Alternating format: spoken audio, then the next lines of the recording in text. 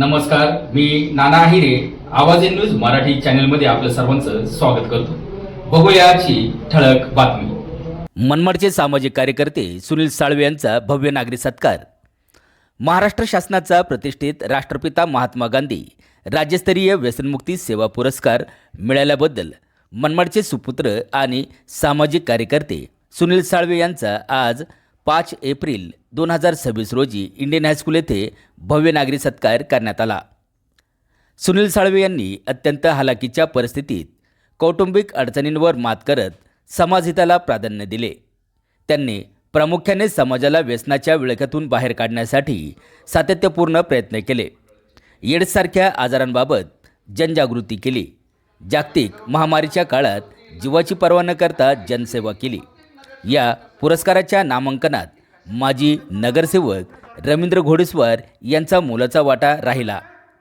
घोडेस्वार यांनी पिंपरी चिंचवड येथे विधानसभा उपाध्यक्ष अण्णा बनसोडे यांच्याकडे साळवे यांच्या कार्याची शिफारस केली होती, ज्याची दखल घेत राज्य शासनाने त्यांना हा सन्मान प्रदान केला. याच अनुषंगाने मनमाड येथे आयोजित या सोहळ्याला शहरातील विविध क्षेत्रातील मान्यवर, पदाधिकारी आणि नागरिक मोठ्या संख्येने उपस्थित होते. यावेळी साळवे यांच्या कार्याचे कौतुक करून त्यांना पुढील वाटचालीस शुभेच्छा देण्यात आल्या. आवाज एन न्यूज मराठी, मनमाड, नाशिक.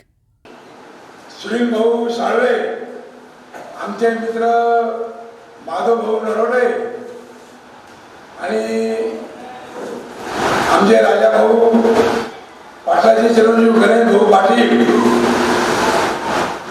याच्या पहिले पिंपरी चिंचवडमध्ये महानगरपालिकेच्या निवडणुका लागल्या होत्या. त्या निवडणुकीमध्ये आपण त्या व्यक्तीचं नाव ऐकलेलं असेल, अण्णासाहेब बनसोडे साहेब.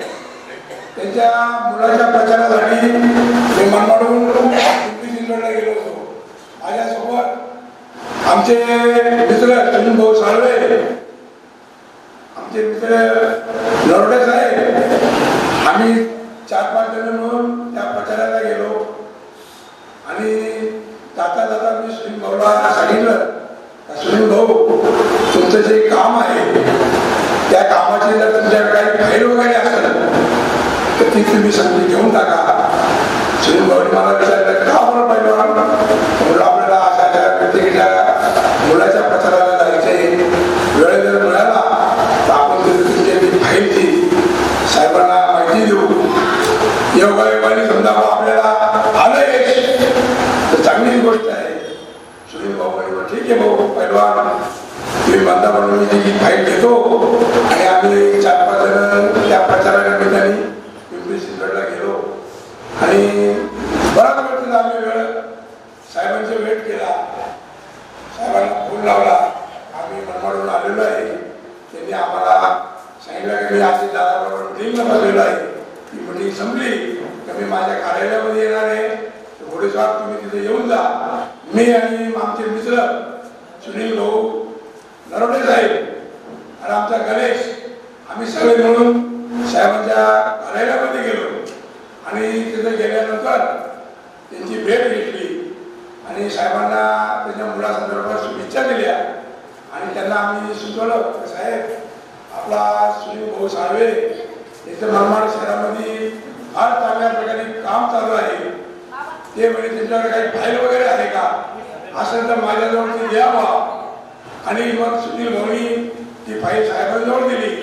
साहेबांनी ती व्यवस्थित बघितली आणि त्यांच्या पेला बोलून घेतलं, अरे बाबा याच्यामध्ये माझं डेव्हलपमेंट तयार कर आणि समाज कल्याण विभागाकडं माझ्यातर्फे त्यांना शिफारस कर.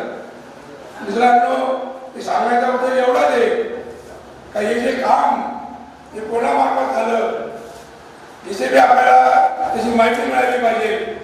एक सामान्य कार्यकर्ते मी सुनील भाऊ असेल, आमचे नरोडे असतील, आमचा गणेश असेल, आमची त्या साहेबांची काही ओळख नाही.